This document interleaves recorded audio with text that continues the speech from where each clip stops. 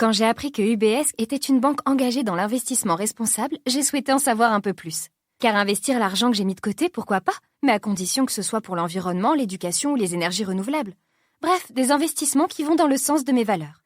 Alors oui, vous allez me dire, toutes les entreprises se mettent à l'investissement responsable maintenant, c'est la mode. C'est vrai, mais UBS, c'est une banque qui s'engage sur ces questions qui rythment notre quotidien depuis les années 50. Grâce à eux, je trouve enfin des réponses optimistes aux enjeux de demain.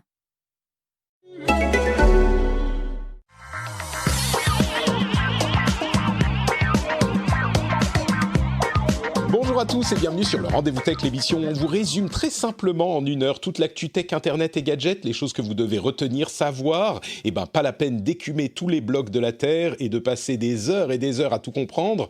En 1 heure seulement, on vous résume tout ça et on vous explique ce qui est important. Je suis Patrick Béja et aujourd'hui, on va vous parler de la nouvelle Freebox V8, de la fin de l'Internet des gens gentils. Enfin, on va vous expliquer ça.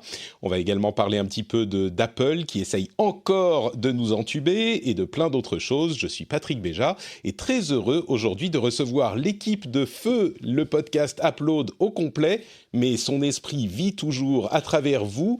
J'ai nommé Jérôme Kainborg, Cédric Bonnet et Corben Manuel Dorn. Comment allez-vous, messieurs, tous en même temps? 3, 2, 1. Très bien. Ça va. Ouais, pas mal. Très bien, magnifique. J'aime beaucoup l'équipe de Feu. Il faudrait qu'on fasse un l'équipe de Feu. L'équipe de Feu, c'est très très bien dit. On va vous parler de donc la Freebox V8 dont la présentation vient de se terminer il y a à peine 1 heure, mais avant ça, j'aimerais tout de même remercier les auditeurs qui soutiennent l'émission, à savoir Damien Deville, Christelle P, Stéphanie, Asdasadsk. Je pense qu'il a mis son nom comme ça pour me tester.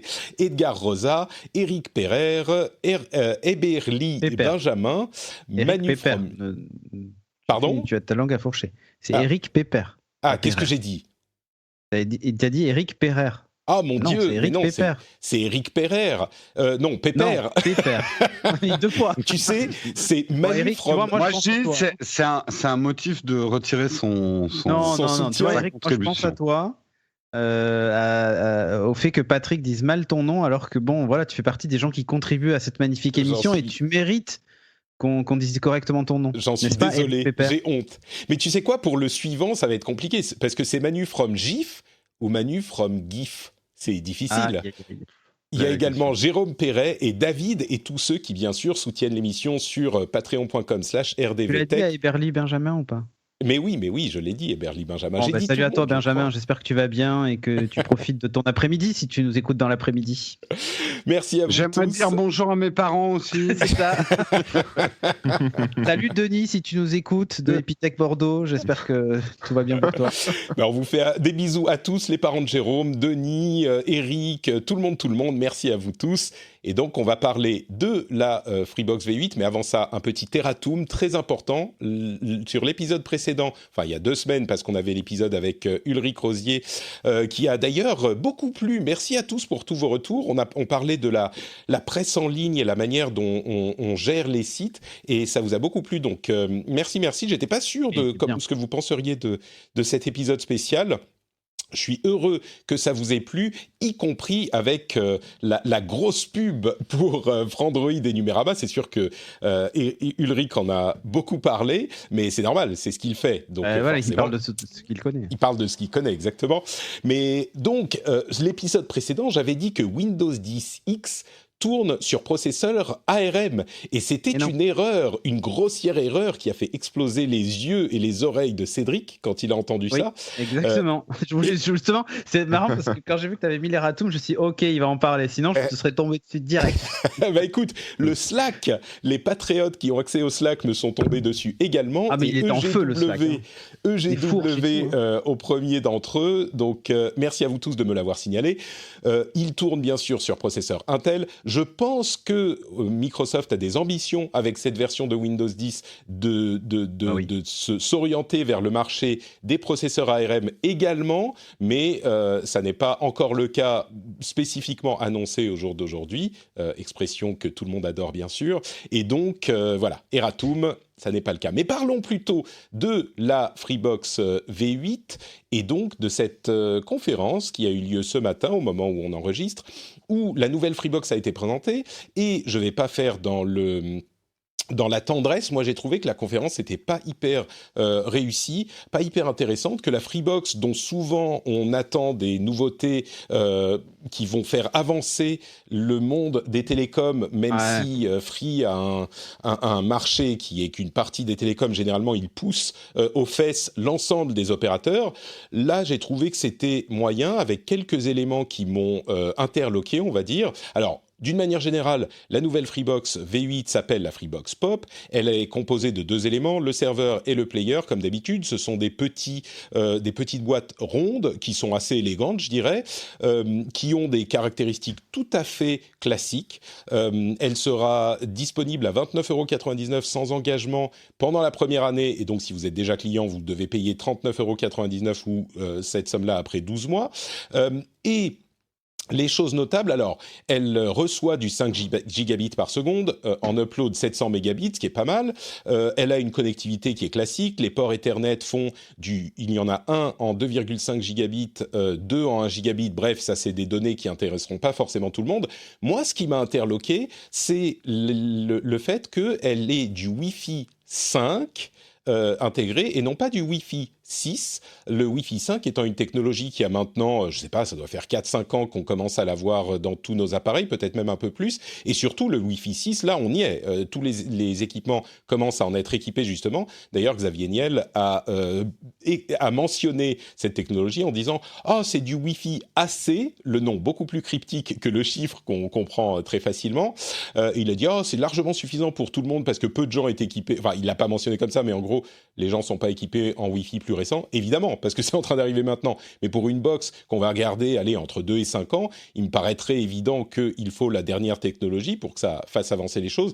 Et surtout, il a fait tout un plat de la connectivité, de la puissance, de l'avancée de Free dans ce domaine. Et donc ça, j'étais vraiment complètement interloqué. Bref, c'est peut-être un détail pour certains. Le player fait du HDR, du Bluetooth, une connectivité 1 gigabit, un port USB 3 pour attacher un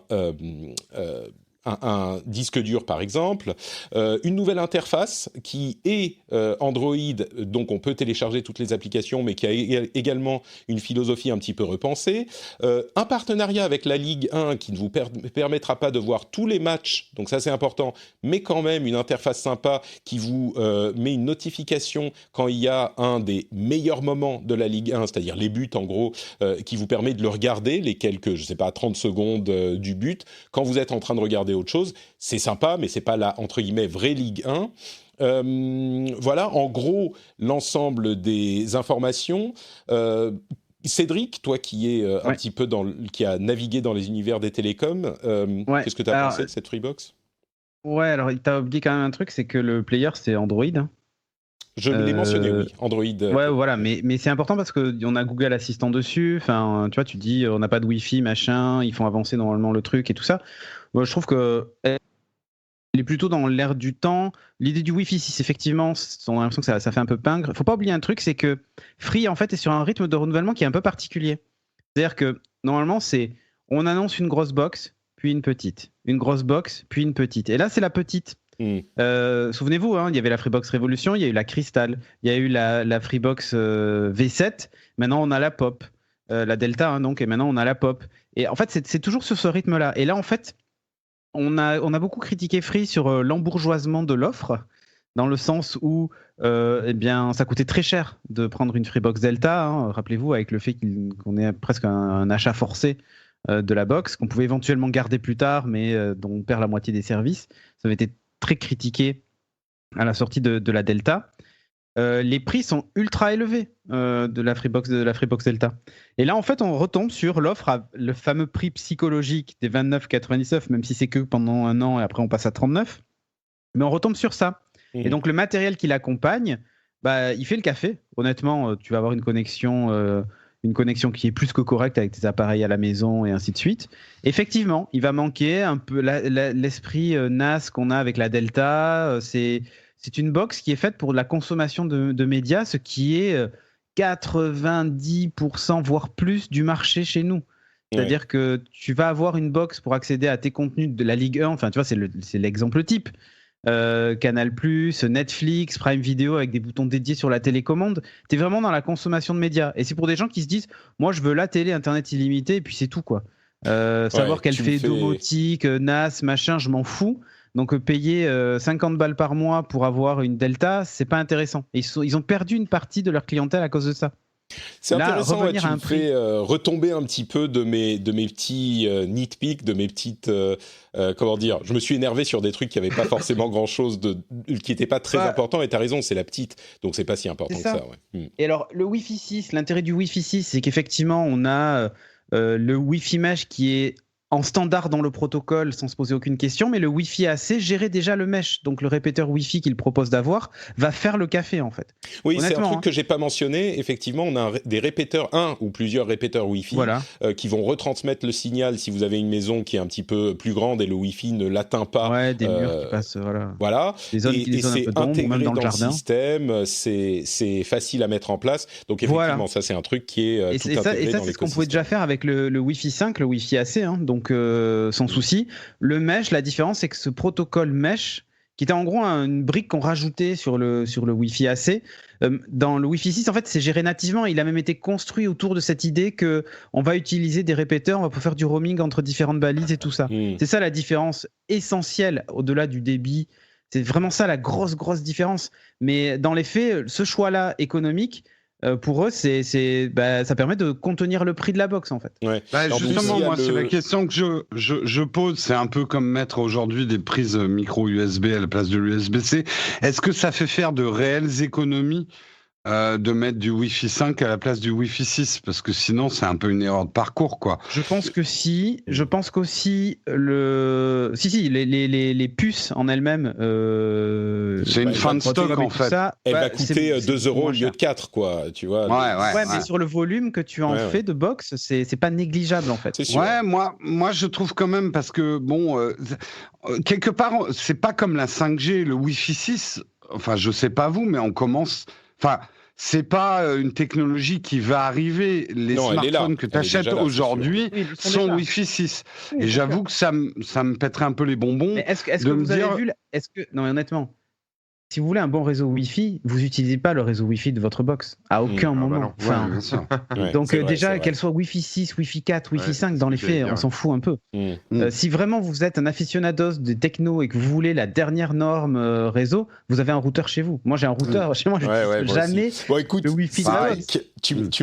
Tu m'as fait retomber très bien. Pour moi, es la voix de la raison. Le Wi-Fi 5, c'est un faux débat. Et il ne faut pas oublier un détail, c'est qu'on est vraiment... la Freebox Pop, c'est la Freebox, c'est l'offre cristal, c'est-à-dire c'est la Freebox pas chère. Plus entrée de gamme. Je trouve que pour une Freebox pas chère, on en a déjà vachement pour notre argent.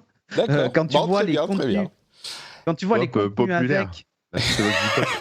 Ouais, mais c'est ça. Freebox Pop, c'est Uber Pop, quoi. Tu vois. Non mais honnêtement c'est ça. Et quand vous voyez que vous avez l'assistant Google, une box Android et tout ça, enfin c'est la Freebox Mini 4K de l'époque aussi, vous voyez.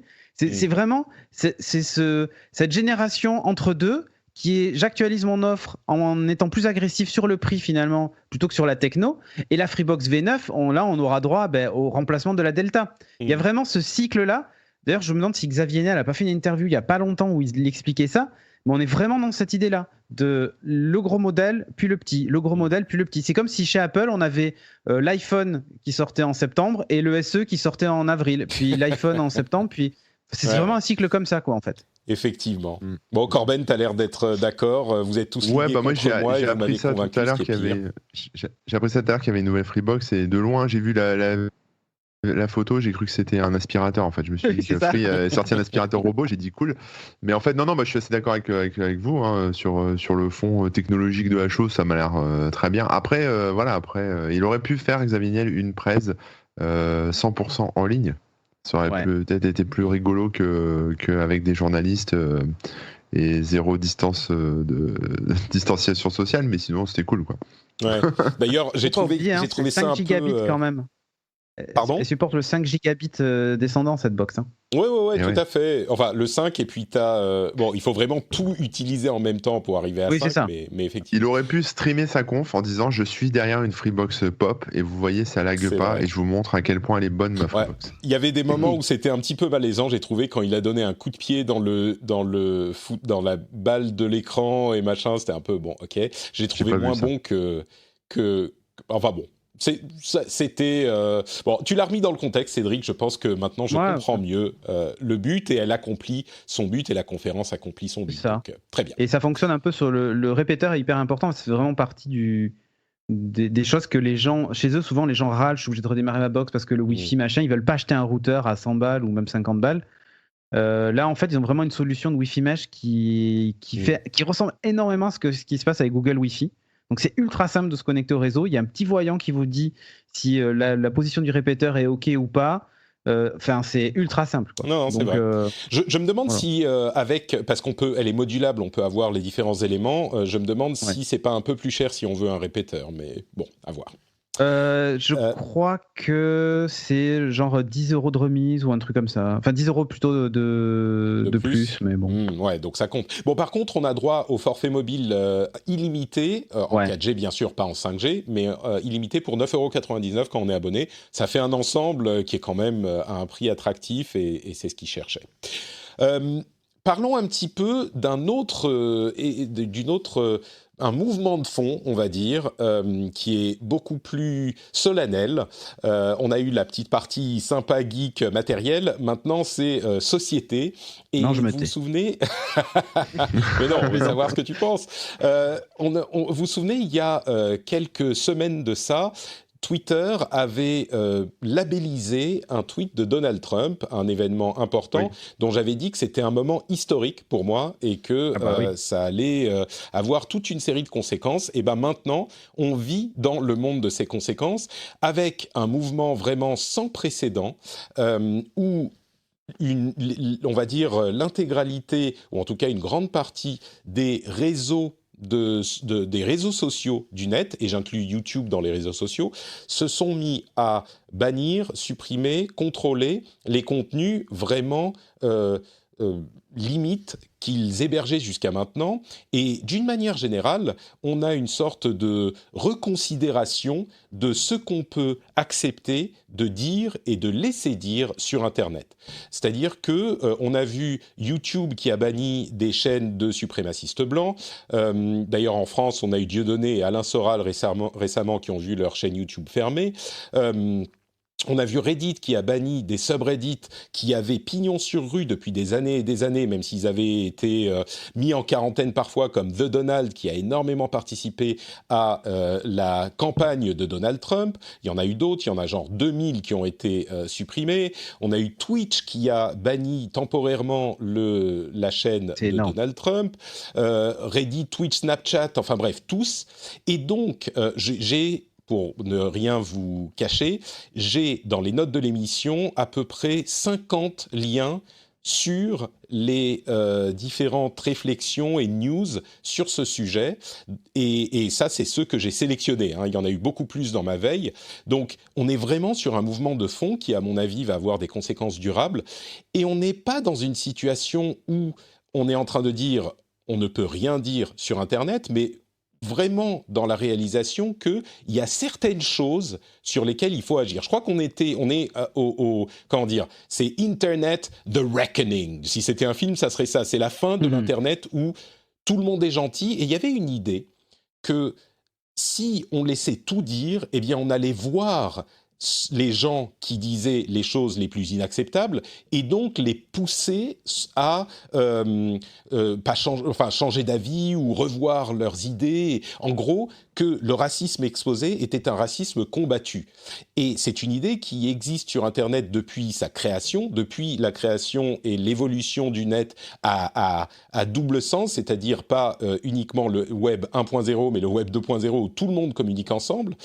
Et cette idée, donc, était hyper importante. C'était, oui, il y a des choses inacceptables, mais quand on les voit, au moins, on sait qu'elles sont là et on peut les combattre. Et je crois que sur les 10 dernières années, on s'est rendu compte que, oui, dans une certaine mesure, on peut peut-être les combattre, mais encore plus que ça, on est forcé de constater que on leur donne pignon sur rue, en fait. Et on leur permet de se propager encore plus que on ne peut les combattre, ou on se donne les moyens de les combattre. Et je crois que c'est cette réalisation-là qui a été forcée par le mouvement initié par Twitter. Ça, c'est mon interprétation, mais ça ne veut pas dire que on va contrôler toutes les opinions sur Internet. Bien sûr, ça va un petit peu dans ce sens, mais si on pèse le pour et le contre, personnellement, comme je le disais dans les épisodes précédents, il y a quelques années, je vous aurais dit non, il faut tout laisser. Aujourd'hui, mon opinion a évolué et je vous dis, il y a des trucs, c'est pas productif, quoi. C'est même contre-productif de laisser certains trucs. Et je comprends que des sociétés privées arrivent à la conclusion aujourd'hui que il y a des trucs au final, c'est pas l'effet escompté, c'est pas on le voit donc on peut le combattre, c'est on le voit donc ça se propage et donc il faut faire quelque chose contre. Et oui, c'est peut-être pas on a un argument philosophique qui va dire ah mais ça veut dire contrôler la vérité, qui a le droit de dire des choses. Peut-être, mais ça veut dire aussi que dans l'ensemble, en tant que société, on regarde certaines choses et on dit ça désolé, on n'est pas obligé de l'accepter et de leur donner une plateforme. Ouais. Donc ensuite, il y aura évidemment des dérapages, des effets non intentionnés de tout ça. Mais personnellement, je crois que c'est un début de nettoyage de l'Internet qui malheureusement était devenu nécessaire. Ouais, Corben, vas-y. Ouais, non, mais je suis d'accord avec toi. Après, je modérerais un peu le côté un peu nettoyage de l'Internet parce que je pense que c'est quelque chose qui est très propre aux plateformes, en fait. Les réseaux sociaux, Twitter, Facebook, etc., ou même Reddit. Mais le truc, là, maintenant, c'est que, je pense que tu l'as vu, par exemple, The Donald, donc, qui était le fil Reddit de soutien à Donald Trump, s'est fait tuer de Reddit, oui. Il me semble. Ouais. Et donc, ils ont créé un nouveau site maintenant qui s'appelle thedonald.win, où en fait, c'est Reddit, mais version 100% Donald Trump, avec que du Donald Trump. Et en fait, ce que je veux dire par là, c'est qu'en fait, les mecs sont en train de déchanter un peu sur le côté réseaux sociaux, parce qu'effectivement, il y a un peu on va dire de la modération, hein, pas de l'ascension, mais de la modération, et ils peuvent plus forcément dire tout ce qu'ils veulent, etc. Et c'est en train de alors, c'est bien et c'est mal en même temps. C'est-à-dire que ces communautés-là qui ont plus trop leur place maintenant à cause de la modération de Facebook ou de Twitter sont en train de se regrouper sur ce pourquoi Internet est prévu à l'origine, c'est-à-dire des sites, des serveurs décentralisés, enfin voilà, d'autres sites, d'autres serveurs. Et moi, je trouve ça bien parce que moi, je pense qu'Internet devrait fonctionner comme ça plutôt qu'avec que des grosses plateformes qui centralisent tout. Mais ça va pas tuer dans l'œuf le côté. Internet n'est pas en train de se nettoyer. Les plateformes sont en train de se nettoyer. Twitter est en train de faire le ménage, Facebook, mais Internet continuera à être Internet, quoi. Non, complètement. Ça, c'est évident. Mais je veux dire, évidemment que ces choses-là ne vont jamais disparaître et il y aura toujours des gens dans des recoins peu recommandables du net comme de la société. La différence, c'est qu'on est en train de décider en tant que groupe de dire on n'est pas obligé de le mettre sur les devants de la scène. Et il y a des sites, entre guillemets, respectables, et je mets des grosses guillemets, mais tu vois, des sites respectables qui décident, pour nous, tu vois, c'est une sorte de curation, pour nous, sur notre site, on estime que ce genre de discours n'a pas sa place. Et après, c'est au public de décider quel site il va aller fréquenter plutôt que d'autres. Et des sites comme thedonald.win, et tu vois des sites où, entre guillemets, nous sommes pour la liberté d'expression, ce qui généralement veut dire on laisse les gens faire des commentaires racistes. Généralement, je généralise, mais il n'empêche. Il y en aura toujours, et il y en a toujours eu. Mais ça clarifie les choses au moins. Et je crois que c'est ça la réalisation, c'est que les sites sont en train, c'est même pas vraiment de se rendre compte, sont en train de décider qu'ils sont pas obligés de donner leur place à tous les types de contenus, y compris ce type de contenu soit limite, soit carrément haineux. Et c'est un gros changement, quoi. Ça me fait penser à une conversation qu'on a vue il y a de ça quelques épisodes, peut-être il y a 3 ou 4 ans, où on parlait de Google qui avait approuvé une application pour... c'était aux Émirats Arabes Unis ou un truc comme ça, enfin ou en Arabie Saoudite plutôt, pour traquer sa femme Tout à fait, avec l'appli et tout. Et moi j'étais très énervé parce que je disais que les sociétés, en tout cas Internet, donc Google en tête, hein, bah justement se positionnaient pas en termes de valeur, d'éthique sur ce genre de choses. Et là ils sont en train de le faire. Alors pas Google pour l'instant je les ai pas vus bouger une oreille là-dessus. Bah, mais YouTube. C'est... YouTube, c'est vrai, YouTube. Et c'était un petit peu différent cette application. Je suis d'accord qu'elle est complètement sujette à débat, mais c'était une application officielle du gouvernement en question. Et si on part sur est-ce qu'on doit contrôler... Oui, non, mais non, c'est pas la même chose. C'est pas la même chose. C'était une application du gouvernement qui est dans un contexte qui est très différent. Si tu veux faire du business dans le pays, tu dois respecter les règles du pays. Donc, mais bon, sans repartir dans ce débat, je comprends l'analogie que tu fais. Cédric, Jérôme, vous avez peut-être d'autres contre-arguments Je suis peut-être un petit peu plus cynique, défaitiste. Je sais pas si on assiste vraiment à un sursaut moral ou à des règles d'éthique. Moi, j'y vois plutôt une espèce de censure imposée par les annonceurs. C'est-à-dire, en gros, tout ce climat ambiant. C'est-à-dire, pourquoi ils l'ont pas fait avant ? Parce que, il y avait un laisser-faire. Tant que ça faisait pas des bad buzz, et puis tout d'un coup... C'était parce qu'on avait cette idée que le net est un espace de liberté où on peut tout dire, et les choses inacceptables, il vaut mieux les voir que pas les voir. Moi, je pense vraiment que c'est ça. Oui, enfin, moi, ce que je suis en train surtout de dire, c'est qu'on a vu des réactions, surtout quand les annonceurs ont commencé à taper dans le portefeuille de ces boîtes, de ces réseaux sociaux, de ces plateformes d'hébergement de vidéos. Quand les annonceurs ont commencé à dire... C'est malaisant, l'ambiance, c'est quoi ces histoires, racisme, machin, etc. Donc, ce que je veux simplement dire, c'est que je crois que tu te trompes. Hein. Je te laisse finir, mais je crois que tu as mal interprété certains des événements et l'ordre dans lequel ils se sont passés.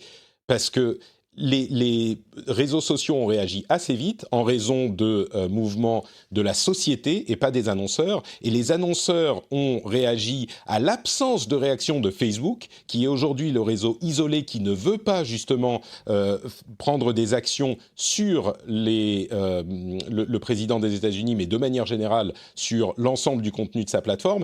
Et c'est face à ça que les annonceurs ont réagi, essayent de mettre de la pression sur Facebook, qui d'ailleurs répond rien à foutre. Nous, on ne prend pas nos décisions en fonction de la pression des revenus, ce qui est en soi est louable. Mais en plus de ça, Mark Zuckerberg a 100% du pouvoir de décision sur Facebook, et si lui, il n'est pas convaincu, il n'est pas obligé de changer quoi que ce soit, parce que les 100 plus gros annonceurs de Facebook, ils représentent 6% de leurs revenus. Facebook, c'est des dizaines de milliers de tout petits annonceurs qui font ces revenus. Donc, c'est non, mais je parlais sur pas. eux, tu vois. Non, mais les annonceurs n'ont pas mis de pression sur les autres réseaux sociaux. Ils ont pris cette décision. Si, Patrick. Il y a des pressions depuis 2-3 ans. Là, on parle de cet événement. Non, mais je parle pas. Tu parles d'une histoire qui a eu lieu sur YouTube il y a genre 2 ou 3 ans et qui était complètement terminée depuis. C'est autre chose. Laisse parler Jérôme.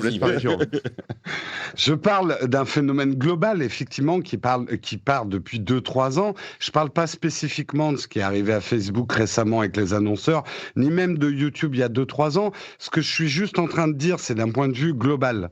Ce mouvement des réseaux sociaux, et c'est juste ce point-là que j'abordais. Je suis pas certain, mais c'est peut-être, je suis cynique et défaitiste, que ça parte d'une auto-introspection des réseaux sociaux, de leur rôle social et de l'influence qu'ils peuvent avoir sur la moralité, etc. Je suis un petit peu cynique, c'est des boîtes privées, aujourd'hui, qui doivent attirer un maximum d'annonceurs, et quelque part, c'est pas le mal absolu, ce que je suis en train de dire. C'est juste que les réseaux sociaux sont en train de faire la mutation que la télévision a fait dans les années 50. Je parle de la télévision grand public, etc. Ce qui drive ces entreprises, c'est quand même les revenus publicitaires. Et quelque part, il y a un moment, il faut revenir à ça à la base. Donc, là où je suis complètement d'accord avec Corben, c'est que est-ce qu'on n'est pas sous ce couvert de on moralise les réseaux, tout ne peut pas se dire, mais on garde quand même la liberté d'expression. On est en train de mettre dans des recoins du web des choses pourrissantes et qui peuvent qui vont rester entre elles en boucle. On va même plus voir ce qui s'y passe. Elles le sont déjà, ouais. Ouais, elles le sont déjà. Sauf qu'en plus, c'est en public et elles gagnent de l'attraction et de la publicité. C'est déjà le cas, elles auront du boost par les réseaux sociaux, parce que les mecs vont mettre leurs articles en avant. Enfin, ça va continuer à être en symbiose avec les réseaux sociaux. Je vois pas en quoi le fait qu'ils se retranchent sur des petits sites à eux, ou même des grands sites où ils sont en symbiose avec eux-mêmes, va leur donner plus de visibilité ou plus d'influence que la même situation, avec en plus une grosse visibilité sur les plus grosses plateformes du monde. Je comprends pas le seul truc que ça va changer... peut-être couper. Non, vas-y, je t'écoute. Non. Le seul truc que ça va changer, c'est que il va plus y avoir un espèce de choc... Enfin, il va y avoir moins de choc de civilisation, j'ai envie de dire. Tu vois, moins de gens qui se fritent toute la journée sur des choses. Ouais, mais il y a un réel danger, justement, à ce que tout le monde reste dans sa bulle. Mais bon. Oui. Vous savez quoi ? On a essayé pendant 10 ans de confronter ces choses et d'essayer de faire en sorte que, justement, en voyant ces idées, on puisse les combattre. Parce qu'à aucun moment, on s'est dit on va voir ces idées et ça va être cool. L'idée, c'était on va les voir et on va pouvoir les combattre. Et on a vu depuis 10 ans qu'au contraire de pouvoir les combattre, ça les diffuse. Donc, à mon avis, il est temps d'essayer autre chose. Et là où je te rejoins d'une certaine manière, Jérôme, c'est que c'est pas pour moi du tout les annonceurs qui ont initié ce mouvement précis depuis deux semaines. C'est de ça que je parle. C'est pas les annonceurs qui les ont initiés. C'est un mouvement de société générale où la société, si on peut la résumer à une voix, a dit « maintenant, ça suffit ». Et évidemment, ils ne l'ont pas fait pour dire « ah, maintenant, on va être super gentil ». Mais je crois qu'il y a quand même des questions morales. Tu vois, oui, c'est des grandes sociétés, mais les gens qui dirigent ces sociétés se posent ces questions aussi. Et oui, ils prennent le vent du moment et de ce que disent les gens. Et c'est peut-être en se rendant compte que, maintenant, le public est prêt.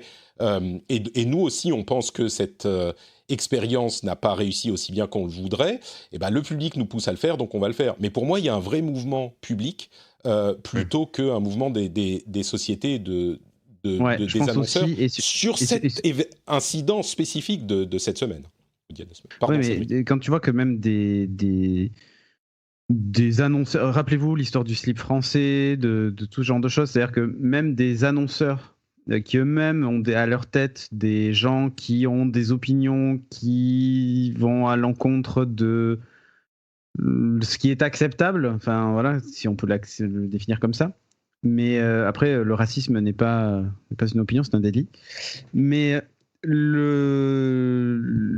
ces gens-là qui, jusqu'à présent, se disaient c'est pas grave, on s'en fiche, ils se rendent compte qu'il y a quand même une vraie pression du portefeuille. Qu'on le veuille ou non. Il y a une vraie pression du portefeuille et continuer à annoncer sur des gens avec des discours complètement limites, c'est aussi mauvais pour l'image et pour leur... parce que la majorité des consommateurs sont des gens qui n'ont pas forcément ces idées-là, en fait. Heureusement, ça reste une minorité de gens. Donc jusqu'à présent, on s'en fichait un peu. Maintenant, on se rend compte que finalement, c'est presque dans l'air du temps. Enfin, attention, je pèse mes mots. Hein.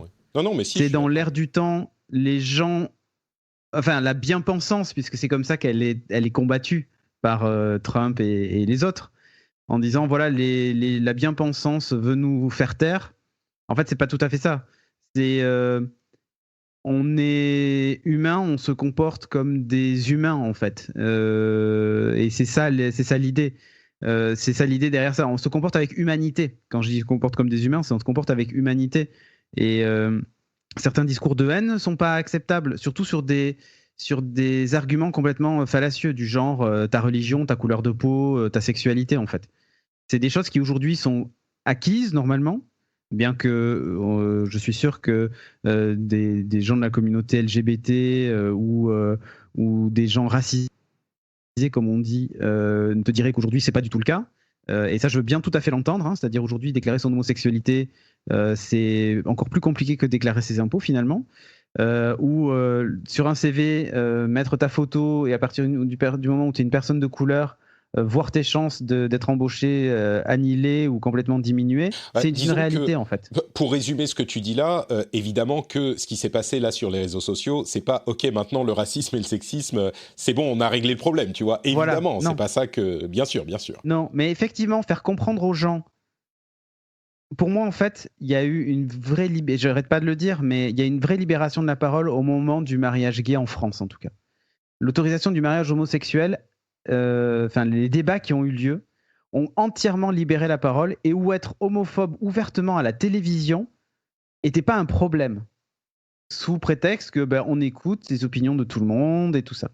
La parole s'est entièrement libérée sur cette chose-là, mais elle s'est aussi libérée du coup sur tout ce qui en découlait.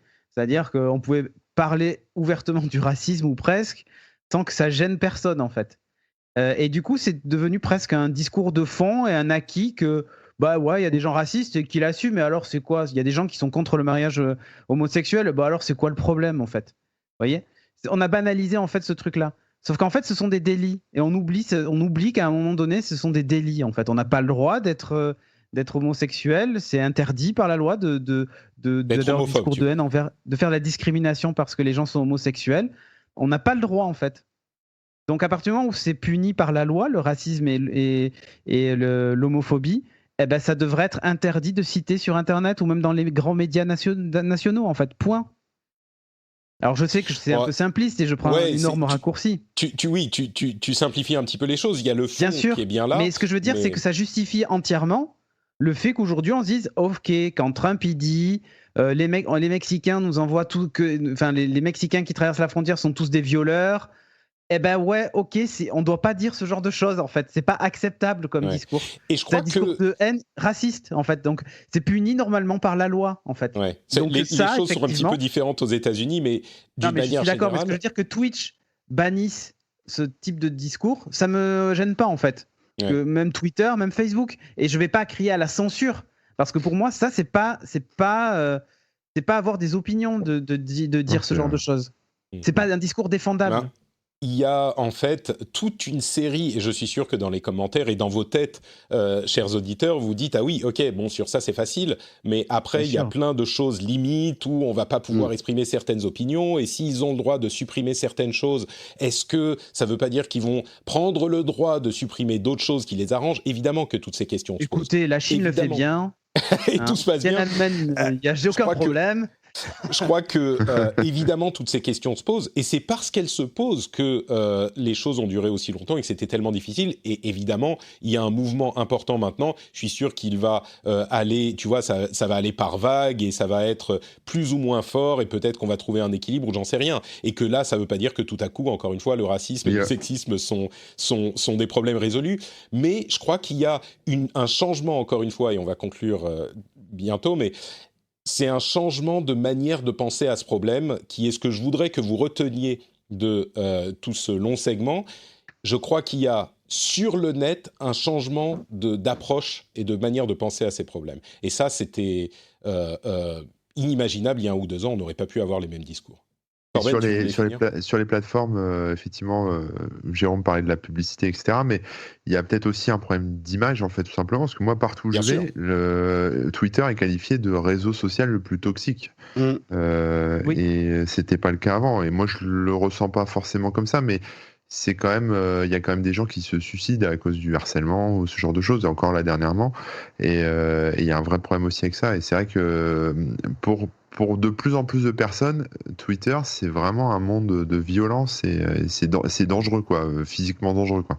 Donc je pense qu'ils ont un problème d'image aussi, quelque part, à régler. Tout à fait. Non, mais je crois que c'est lié aussi. Oui, c'est pas uniquement pour être super gentil, je suis d'accord. Et on rejoint là ce que disait Jérôme, c'est pas juste pour être gentil. Il y a une question d'image et au final de survivabilité et de commerciabilité. Tout à fait.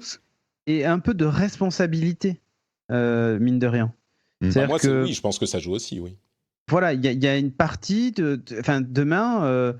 Moi, je suis Twitter. Me dire que Trump a été réélu parce que des gens ont diffusé de la fake news sur Twitter, j'ai une part de responsabilité en fait d'en avoir rien fait, tu vois. Ça, c'est un discours ça serait un excellent épisode d'un Black Mirror ou autre série où on verrait un fondateur de réseau social il y a 10-15 ans et pendant qu'il fait sa présentation avec ses slides We're gonna change the world, on voit tu lui envoies des flashs de 2020. C'est ça, ouais. ça serait intéressant. Bah, faut pas non plus jeter le bébé avec l'eau du bain. Il y a plein de choses super bien qui ont pu arriver grâce à tout ça. Quelque part, je pense que c'est l'enjeu du futur.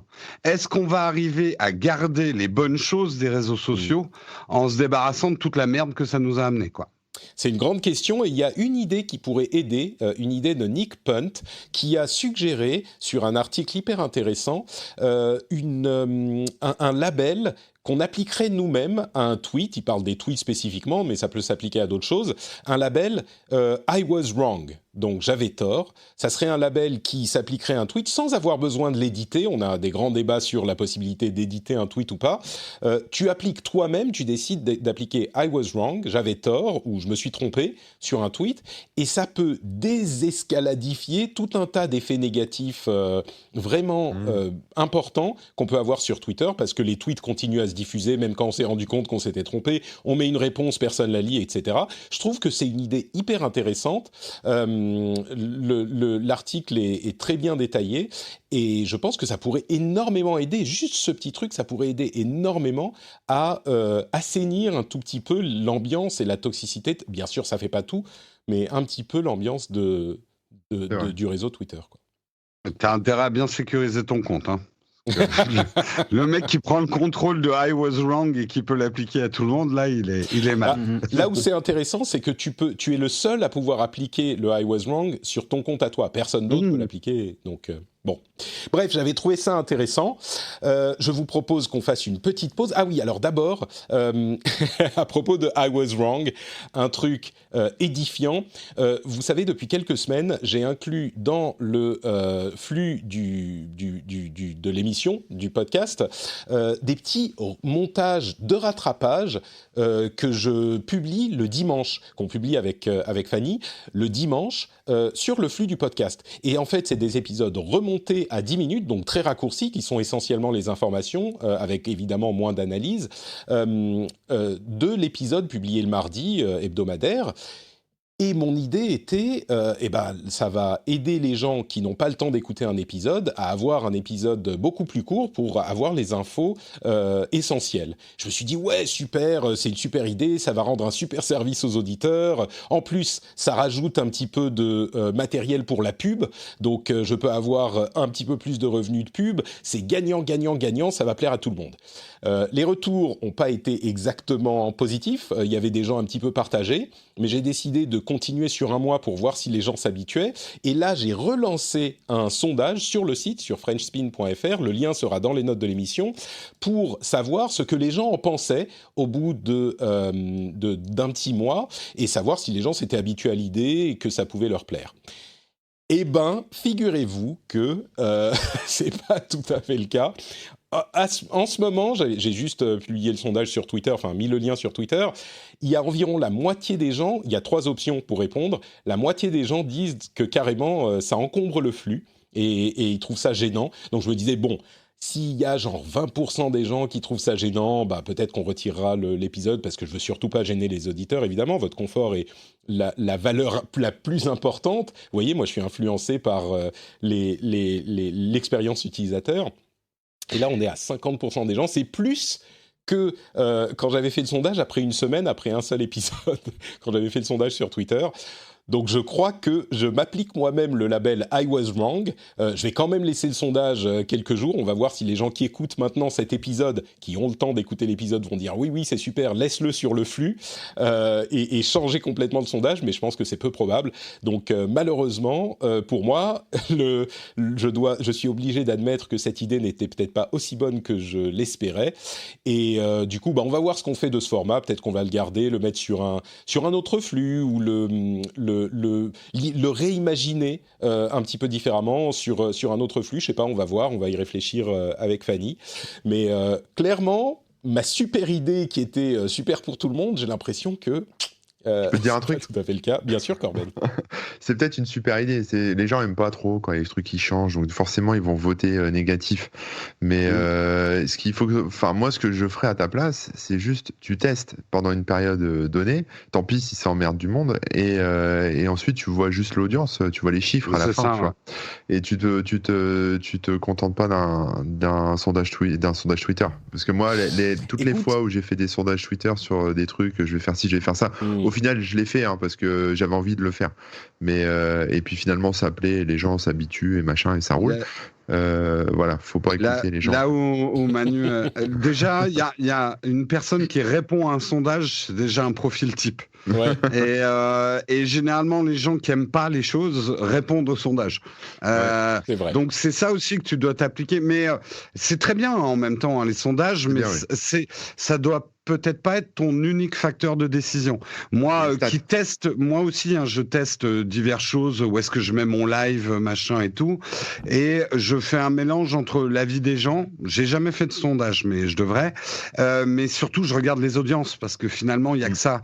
Et il faut jamais oublier ta grande majorité silencieuse qui ne répondra jamais à un sondage, qui mettra jamais un thumbs up ou qui laissera jamais un commentaire, quoi. Tu sais, le jour où tu te plantes, Patrick, ta boîte mail, elle va être remplie de gens qui vont te prendre le chou. Si c'est pas le cas, non, mais c'est vrai. C'est-à-dire que le jour où tu fais vraiment un truc qui fait chier vraiment le monde, tu vas recevoir des dizaines de messages par jour de gens qui disent mais arrête, c'est horrible.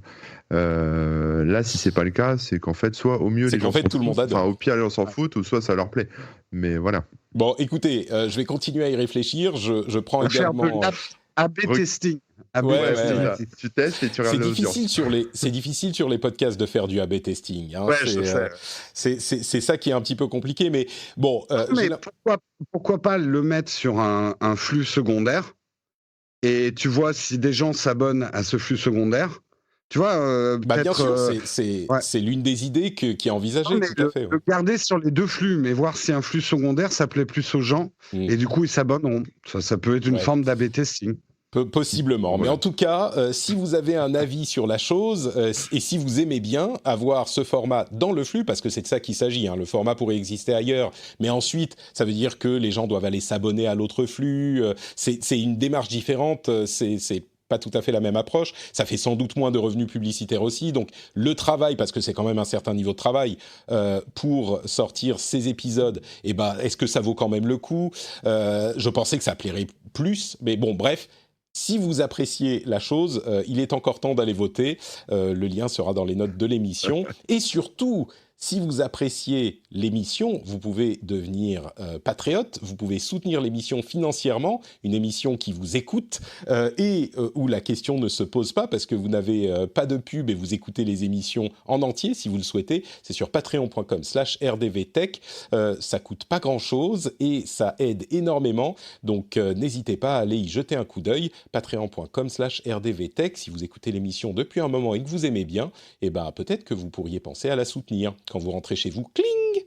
Ah, les clés dans le bol, ça me fait penser à un truc. Ça me fait penser à quoi? Patrick! Voilà, cling, Patrick. Bon, un truc qui risque de faire parler beaucoup de gens également et inciter les mécontents à s'exprimer, c'est cette rumeur qu'on a depuis quelque temps, et en particulier de Ming-Chi Kuo, analyste Apple hyper bien informé, qui nous dit que pour la prochaine version de l'iPhone, il est fort probable qu'Apple n'inclue ni le kit main libre, enfin les écouteurs, ni le chargeur dans la boîte de l'iPhone 12.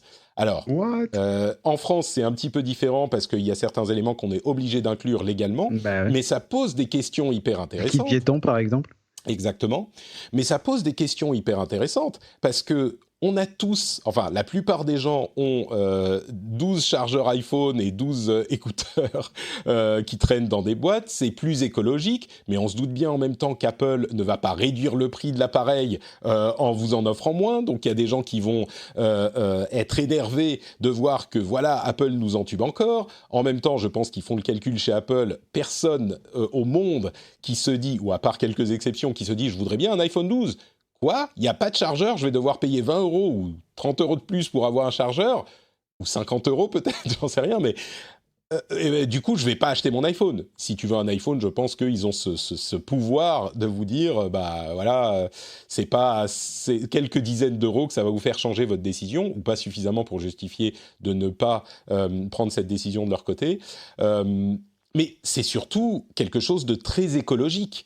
Parce qu'effectivement, on a tous ces éléments qui traînent chez nous, pas la peine d'en racheter encore un. Et puis, du coup, Apple, comme ça, peut vous vendre des AirPods si vous n'avez pas encore. Jérôme, est-ce que toi qui es fan d'Apple, qu'est-ce que tu penses de cette possible décision ? Je pense qu'après, toute la question, c'est comment Apple va le présenter. Parce que je ne suis pas aussi catégorique que toi. Apple a une politique tarifaire assez agressive depuis 2 ans. Ils nous ont surpris avec l'iPhone SE et les iPads qui sont à des prix très bas sur le rapport puissance. Ce qui pourrait être malin de la part d'Apple, c'est qu'ils fassent un peu comme ils font avec l'Apple Watch. L'Apple Watch, en gros, tu achètes un bundle entre le corps de l'Apple Watch et le bracelet que tu as choisi. Ils pourraient faire la même chose en revoyant complètement le packaging de l'iPhone, c'est-à-dire que tu as l'iPhone, c'est ton élément A, et sur le site, au moment de la commande, tu choisis si tu veux pour 10 euros de plus, ils feront pas la connerie de mettre le chargeur à 30 euros. Ça, c'est des fantasmes d'anti-Apple. On a des rumeurs sur un chargeur 20 watts qui serait le seul désormais disponible, donc pour charger plus vite, qui, à mon avis, pourrait coûter un peu plus. Mais... Alors peut-être, peut-être de 20 watts, mais peut-être qu'ils garderont un 5 watts minimaliste à 5 euros. Et ce que je veux dire, c'est que tout ça te fera le packaging, mais ça sera un peu au choix. Tu veux les écouteurs, tu veux le truc, tu peux. Mais sinon, tu peux aussi avoir ton iPhone tout seul. Tu vois, présenté comme ça, c'est déjà beaucoup moins hostile parce que je t'ai pas enlevé. Je te permets de rajouter. Ensuite, c'est le prix. Est-ce que le prix est le même que le modèle de l'année d'avant avec les écouteurs ? C'est la question. Regarde, si par exemple on te dit l'iPhone, il est à, il est à 600 euros, mais si tu enlèves le chargeur et le casque, ça te fera moins 15 euros. Ça dépend. C'est une manière de le présenter. Oui, mais est-ce que l'année dernière, il était à 585 avec le chargeur et le casque ? On ne peut pas comparer, ce ne sont pas les mêmes modèles, Patrick. Oui, bien sûr. En fait, sur l'autre, il y a 10 euros de plus, 10 euros de moins. Je peux t'assurer que l'Internet va comparer. Ça, oui, bien sûr. Mais ça, c'est rigolo, ce que je veux dire... mais après, c'est des débats de technophiles. Pour le grand public, tout est une question de présentation. Si effectivement, nous, les technophiles, on est en train de dire mais scandale, ils enlèvent des choses, ils vont garder le même prix. Déjà, on a fait une interprétation. Mais tu peux de manière très habile marketing, dire qu'au contraire, on va t'enlever du prix de l'iPhone si tu n'as pas besoin du chargeur ou du casque. Donc, on verra bien comment Apple le présente. D'accord. Mais ils ont déjà montré qu'en packaging avec l'Apple Watch, ils sont capables de faire un packaging où tu choisis des options. En fait. Ouais. Alors, à propos de packaging, encore plus d'écologie, le fait de réduire la taille de la boîte de l'iPhone, ça fait moins de transport et donc moins tout à fait. de consommation. Je vais faire mon Cédric. Dans le début des années 2000, il y a une autre marque qui avait décidé d'arrêter de vendre les chargeurs avec ses téléphones. C'était Nokia, pour des raisons environnementales, puisqu'en fait, le souci qu'il y avait, c'est que tout le monde gardait ces vieux téléphones. On les revendait très peu. D'un autre côté, les vieux Nokia 3310, on les revendait pas spécialement. Mais les générations d'après avaient toujours le même chargeur. On a gardé le même chargeur pendant des années. Et un jour, Nokia a dit, pour des raisons environnementales, parce que la plupart des chargeurs finissent du coup à la poubelle ou sont plus utilisés et tout ça, on fournit plus de chargeurs. Si vous en voulez un, vous pouvez l'acheter à côté. Il est vendu 15 €. C'est tout à fait possible. Mais de base, vous les aurez plus dans les boîtes. Et ils ont fait ça pendant des années et des années sur pas mal de modèles de la gamme. Et à l'époque, personne s'en était offusqué. Personne n'avait rien dit parce que le motif était environnemental, parce qu'on commençait déjà à parler des téléphones qui dormaient dans les tiroirs, des déchets que cela provoquait. Et on parlait justement des chargeurs. Le fait qu'en fait, on accumulait, tout le monde avait à la maison 5 ou 6 chargeurs Nokia. Ou Nokia ou autre, ça dépendait des marques que vous souteniez, mais c'était Nokia qui était leader du marché à l'époque. Donc tout le monde avait plein de chargeurs Nokia qui traînaient dans des tiroirs et on ne savait pas quoi en faire. Ils finissaient souvent à la poubelle et c'était dommage. Donc vous pouviez réutiliser votre ancien chargeur qui fonctionnait très bien avec les nouveaux modèles parce qu'il n'y avait pas ces histoires de plus 20 watts, de 15 watts, de 10 watts, de machin. Mais il y a une marque qui l'a déjà fait. Ouais, on verra si on pourra invoquer Nokia au moment de. Peut-être que même Apple, eux-mêmes, ils le diront. Peut-être que Apple dira tout le monde a un chargeur de téléphone à la maison. Si vous voulez une version rapide, ok, on la vend. Sinon, vous utilisez le chargeur de la génération d'avant. Allez, bisous. C'est pour des raisons environnementales. Le packaging est plus petit. On économise 14 milliards de tonnes de CO2. C'est génial. Faites un geste pour l'environnement. Bisous. Moi, je suis complètement d'accord que c'est une bonne chose et que c'est encore un truc gagnant, parce que sincèrement, qui au monde aujourd'hui achète un smartphone et n'a pas déjà un chargeur de smartphone? Parce qu'accessoirement, vous pouvez utiliser votre chargeur d'Android pour charger votre iPhone. À partir du moment où vous avez un câble. Exactement. Lightning. Moi, j'ai un chargeur Anker multi-USB sur lequel je branche plein de trucs, tu vois. Alors après, moi, je pense que c'est une bonne idée aussi, objectivement. En plus, ça va permettre à Apple de proposer soit des chargeurs classiques, soit leur chargeur, vous savez, sans fil, là, enfin le truc par induction, là. Donc ça, s'il arrive un jour. Ouais, ça c'est cool. Mais mais aussi, je veux dire, moi, si j'ai un parallèle à faire, c'est par exemple sur la suppression ou la disparition de certains ports sur les MacBooks, par exemple.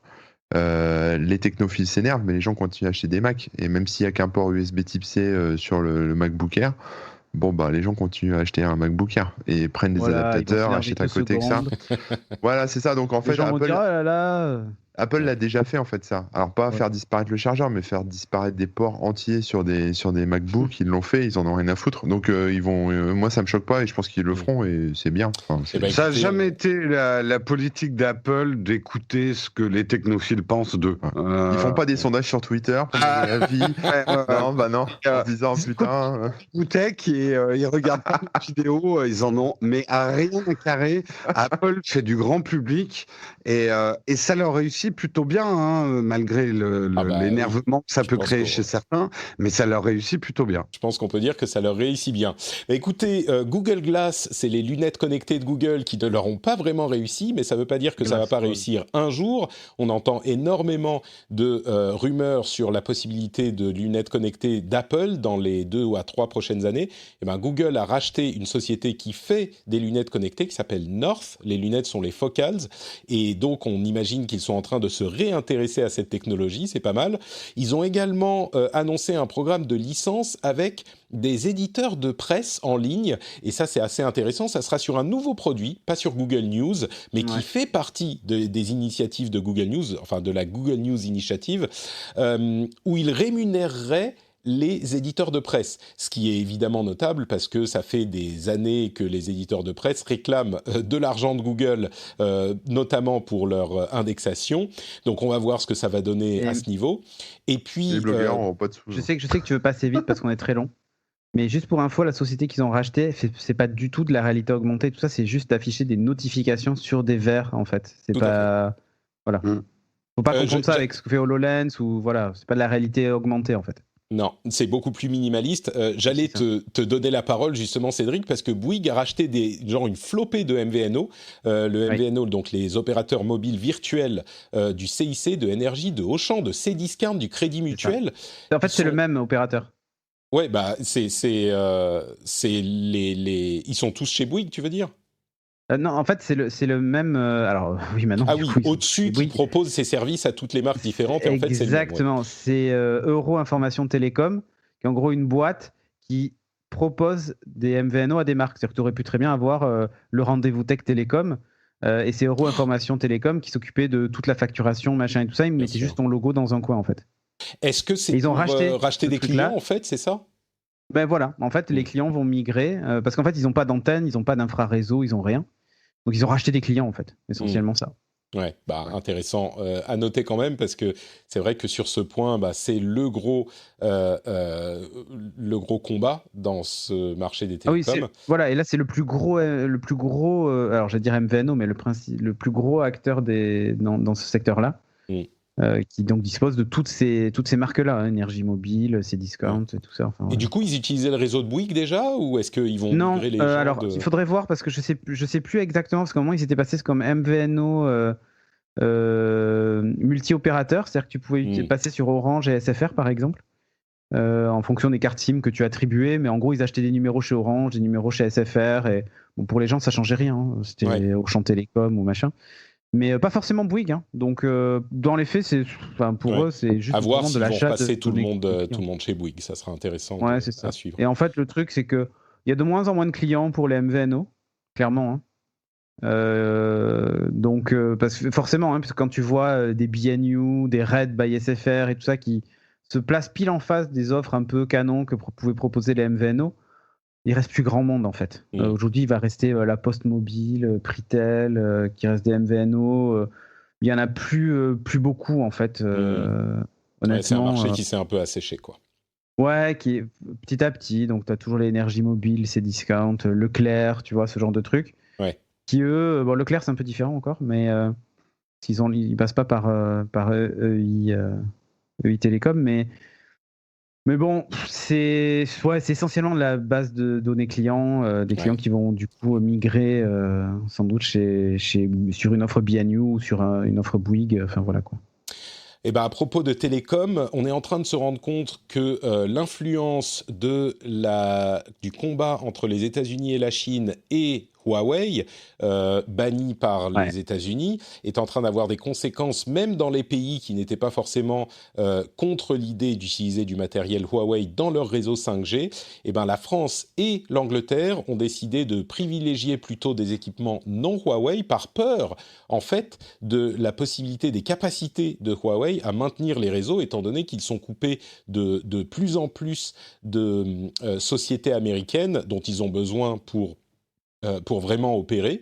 Donc il y a une crainte qui pousse même les pays qui n'étaient pas complètement décidés sur ce point à choisir la voie de la prudence, on va dire, donc des vraies conséquences des actions des États-Unis, même si elles sont indirectes.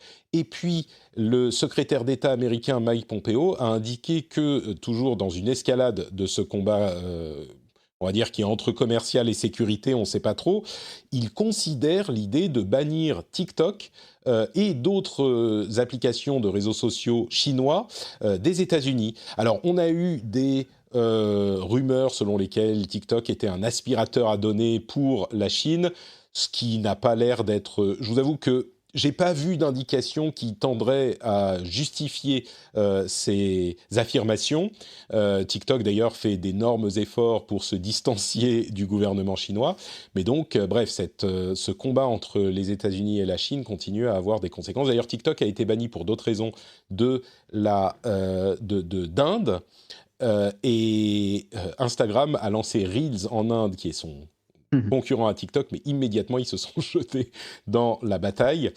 Et puisqu'on parle de Chine, et je vais vous laisser la parole, là, pour le coup, il y a de nombreuses sociétés, WhatsApp, donc Facebook, Telegram, Google, Twitter, qui ont dit qu'ils allaient arrêter de répondre aux demandes du gouvernement de Hong Kong sur leurs utilisateurs, demandes d'information, parce qu'il y a une nouvelle loi qui vient de passer, selon laquelle la Chine a beaucoup plus de pouvoir sur ces données, justement, à Hong Kong, ce qui met à mal la politique, la doctrine de deux pays, deux sets de lois, deux comportements. En gros, la Chine est en train d'essayer de récupérer plus d'informations sur les citoyens de Hong Kong pour évidemment affaiblir le mouvement de contestation à Hong Kong. Mais ce qui est notable en tout cas, c'est que Facebook, qui d'ailleurs n'est pas en Chine, hein, c'est l'un des seuls, on les critique beaucoup, mais ils ont toujours tenu bon sur le fait qu'ils ne seraient pas en Chine, mais Facebook et d'autres ont dit bah ok, donc on va arrêter de répondre aux demandes tout court pour Hong Kong. Donc c'est notable. Voilà, ça fait pas mal de choses. Je ne sais pas si vous avez des réactions sur ces points-là. Pas du tout, donc on peut parler on peut parler d'Amazon qui a signé un accord avec signé un accord qui a racheté la start-up Zoox pour une broutille, 1,2 milliard de dollars, mais c'est une start-up qui fait des voitures autonomes. Et donc, ça augmente encore les probabilités que Amazon soit en train de travailler pour ses livraisons, à automatiser ses processus et donc à autonomiser ses livraisons à terme. Ça ne va pas être pour tout de suite, mais c'est vraiment quelque chose qui continue à être sur le devant de la scène dans tous ces domaines-là. À noter également qu'ils ont réduit leur empreinte carbone par dollars dépensés, je parle toujours d'Amazon, mais qu'évidemment, étant donné l'augmentation de leur activité, l'empreinte carbone a augmenté par rapport à 2019 de 15%. Donc même s'ils dépensent moins d'empreinte carbone par dollar dépensé par les utilisateurs, dans l'ensemble ça augmente. Je pense qu'évidemment il faut faire plus. On peut dire qu'un argent dépensé chez Amazon, du coup, un dollar dépensé chez Amazon relâche moins de CO2, peut-être qu'un dollar dépensé chez quelqu'un d'autre, mais il n'empêche, étant donné l'augmentation de leur activité, ça veut dire qu'ils émettent plus. Mais c'est important à mettre en parallèle. Ouais, ils émettent plus mais moins, quoi, en fait. Ouais, voilà, c'est ça. Plus mais moins, il faut faire plus d'efforts, c'est sûr. Est-ce qu'ils vont arriver à mettre un algorithme dans les trucs de livraison automatique qui te dira « Je suis passé, mais vous étiez pas là ». Écoute, c'est absolument un truc essentiel. aléatoire, tu sais. S'ils veulent concurrencer les méthodes de livraison classiques, ils ont intérêt à le faire. Bah ouais, non, mais pour le charme, tu vois, qu'on se rappelle du bon vieux temps, ça sera important pour humaniser le truc, quoi. À mon époque, on n'était pas livré. On n'était jamais sûr de recevoir. C'est ça. Maintenant, tout est propre, tout est chiant. aseptisé. Oh. Tu sais que je fais vraiment une anecdote, mais on rigole. Mais moi, quelqu'un il m'a dit j'aime pas le Mac parce que je dois jamais le réparer. Enfin, je dois jamais le dépanner en fait. Il y a un plaisir dans les trucs qui marchent pas bien. C'est vrai. Je comprends. Dis ça à Corben s'il doit pas dépanner son Mac. Oui, j'ai vu. Mais c'est le problème du Mac, quand ça marche pas, ça marche vraiment plus. Problème matériel, on peut pas faire grand chose en réparation, surtout qu'il est encore en Apple Care, donc je vais pas me faire chier. Ah bah oui, clairement. Discord, on a beaucoup parlé de Zoom et des outils de communication ces derniers mois, évidemment, avec la pandémie. Discord, qui est un outil de communication qui s'est conçu lui-même pour les gamers, a levé encore 100 millions de dollars. C'est comme une manette, hein, l'icône. Oui, complètement. C'était vraiment pour les gamers qu'il s'est imaginé. Eh bien, ils ont mis en place une initiative pour s'étendre encore plus. Je ne sais pas si vous vous souvenez, mais on parlait dans l'éducation il y a quelques mois des classes qui utilisaient Discord de manière très intelligente avec des salons vocaux qui avaient les noms de classes, en fait, enfin les numéros de classe. Donc on pouvait dire, on a notre serveur Discord pour l'école, on a des numéros de classe pour salons vocaux, et quand on doit aller dans telle classe, on va dans tel salon vocal. Bref, il y a énormément de gens qui commencent à utiliser le service pour plus que simplement les communautés de gamers, et donc ils veulent essayer de capturer ce marché qui est beaucoup plus large, et c'est motivé par, effectivement, concrètement, une utilisation que font d'autres communautés du service, qui est quand même assez bien conçue. Donc c'est intéressant à noter aussi. Ils ont 100 millions d'utilisateurs actifs quotidiens aujourd'hui, ce qui est une augmentation de 50% par rapport à l'année dernière, la même période l'année dernière. C'est évidemment notable. Je trouve qu'ils tirent bien leur épingle du jeu. Il y a Slack, Teams, etc., Zoom, qui font un truc très pro, et eux, ils font des communautés. Je trouve que ça marche pas mal. Nous, moi, je sais que je suis fan de Discord, on a basculé dessus, mais je me pose, et peut-être que vous avez peut-être plus l'information, mais c'est quoi exactement leur business model à Discord ? Alors, il y a plusieurs choses. Tu peux prendre un abonnement Nitro. Oui, mais ça, on sait que ça, c'est du. Ça, je pense pas que c'est leur business. Enfin, je sais qu'il y a ça, mais. Ah bah c'est. Alors, tu penses qu'ils arrivent à vivre avec ça ? Ça, j'en sais rien, mais je peux dire que c'est leur business model aujourd'hui. Il y a des abonnements Nitro et des boosts de serveurs qui sont leur moyen de financer les serveurs, et ils se reposent sur les financements. Il n'y a pas du tout de collecte de données, ou il n'y a pas du tout de. Franchement, je crois pas. Hein. Peut-être qu'ils voient à quel jeu les gens jouent et ce genre de choses. C'est ce que je me disais. Parce que ça vaut plus d'argent, quoi. Mais c'est possible. Mais oui, c'est sûr qu'ils sont clairement dans cette dynamique Startup Nation des années 2010, on va dire, où on va accumuler des utilisateurs autant que possible et puis voir comment on monétise après, comparé à une société comme Slack qui fait payer tous ceux qui veulent utiliser le service et qui le vendent à des sociétés, quoi. Et c'est cher, hein, Slack. Slack, c'est minimum $6 par utilisateur et par mois. Hein. Slack, tu comprends leur business model, ouais. Mais tu disais, Cédric, le boost de serveur ? Ouais, quand tu boostes les serveurs, c'est assez important si tu veux vraiment l'utiliser de manière professionnelle, parce que, par exemple, de base, tu es limité à des fichiers qui ne dépassent pas 5 ou 8 mégas. Enfin, tu vois, il y a pas mal de limitations. Et les boosts de serveur permettent d'augmenter la qualité audio du serveur, c'est une chose, mais tu peux personnaliser aussi la bannière du serveur, tu peux vraiment le mettre à ton image. Et ça compte en fait pour des sociétés par exemple, ou même pour des écoles qui l'utilisent. Des communautés en général, oui. Ouais, des communautés de manière globale. Donc je pense que oui, ça fonctionne. Je me souviens plus d'ailleurs le prix du truc, mais c'est pas très cher. Le premier niveau de boost, je crois que c'est $5 ou un truc comme ça. Le premier c'est $5, le deuxième c'est $15, le troisième c'est $30. Ouais, donc ça reste. Pardon, je te dis. Et tu peux avoir carrément le dernier, t'as carrément une URL personnalisée pour ton serveur, tu vois. Donc c'est plus que ça. Hein. C'est 30 boosts, donc 30 fois $5, donc c'est $150 et 75 pour le niveau 2. Pardon, c'est $75 pour le niveau 2, $150 pour le niveau 3. Donc, voilà, mais tu peux avoir vraiment ton truc personnalisé et tout ça. Donc voilà, moi je peux vous dire un truc quand même. Là, je côtoie des jeunes de par mon métier. Non, je ne suis pas. Arrête-toi. Enthousiastique. Okay. Mais donc, je les vois en fait, ils ont tous une quantité de serveurs Discord. C'est-à-dire qu'autant vous leur dites, est-ce que tu as une page Facebook ? Il y en a 1 sur 10 qui te dit oui. Et encore, c'est pour faire plaisir à mon père. Tu leur demandes s'ils ont un compte Twitter. Là, déjà, t'es à 60-40, tu vois, 60% qui en ont pas.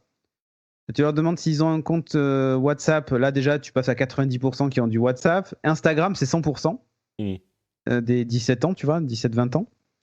Et tu leur demandes s'ils ont Discord. Tous ont Discord. Tous au moins sont connectés à 1, 2, 3, voire plus de communautés encore Discord. Ils ont monté des trucs avec leurs potes pour s'organiser des sorties, des machins, des trucs. Enfin, moi, les étudiants que j'ai qui rentrent en première année là en septembre, ils ont monté un Discord Epitech sur lequel ils s'échangent entre eux. La promo, déjà, ils se rencontrent pour faire des trucs. Là, ils sont en train de parler du bac, tu vois, genre est-ce que tout le monde a son bac, machin, nanana, enfin, tu vois. Et ils s'organisent des soirées, et ils parlent de jeux vidéo, de sport, de trucs. Et en gros, c'était nos forums de l'époque.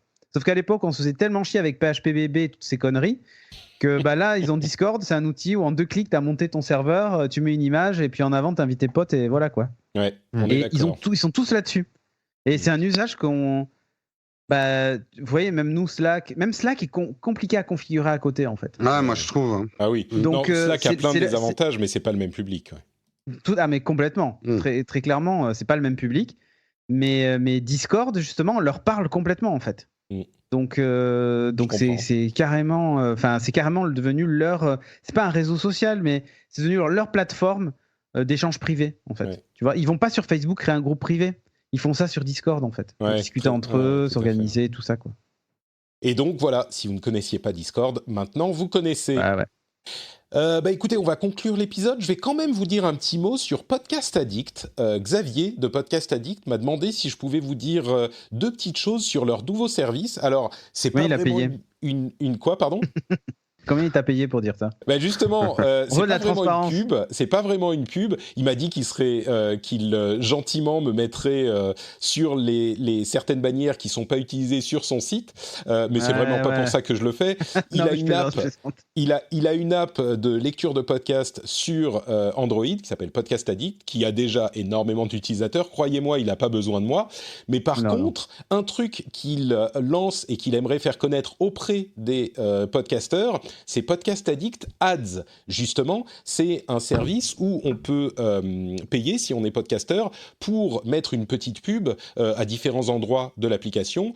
Et c'est une application qui est gratuite, qui marche super bien, sur laquelle il passe énormément de temps à la mettre à jour. Il répond sur Twitter tout le temps. Moi, je le vois, mais il fait des recherches pour répondre aux gens. Enfin, c'est un dingue, ce type. Et il est hyper actif.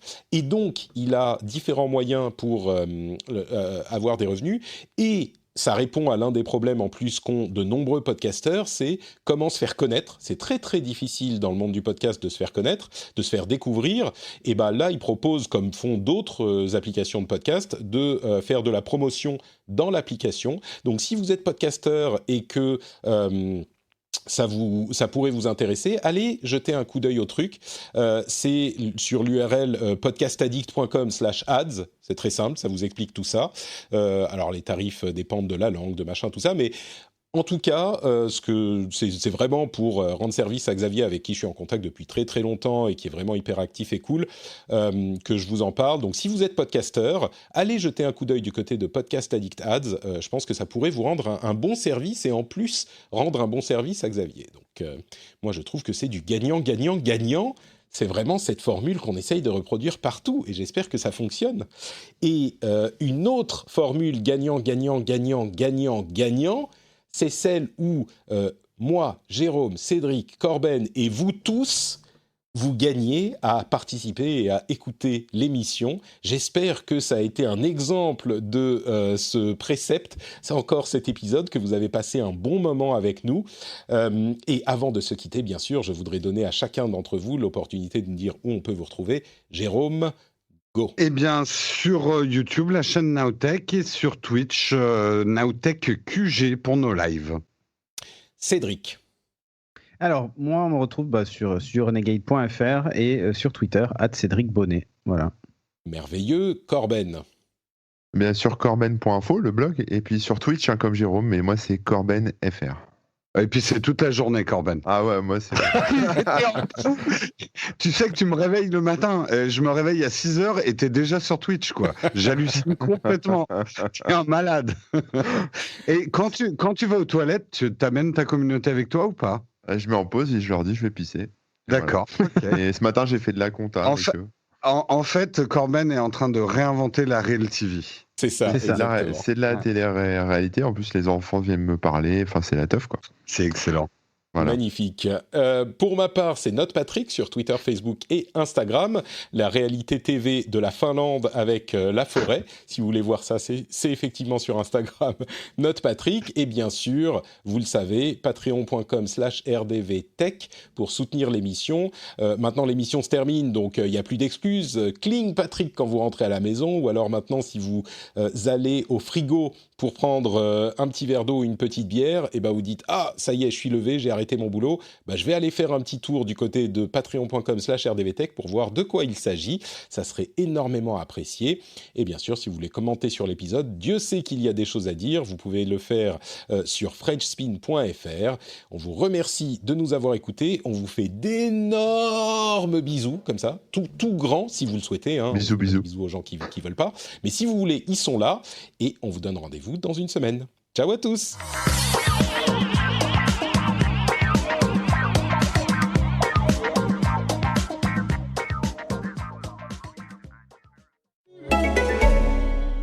Quand j'ai appris que UBS était une banque engagée dans l'investissement responsable, j'ai souhaité en savoir un peu plus.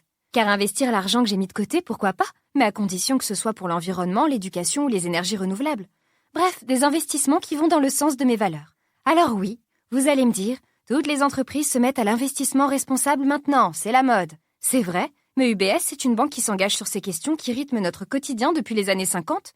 Grâce à eux, je trouve enfin des réponses optimistes aux enjeux de demain.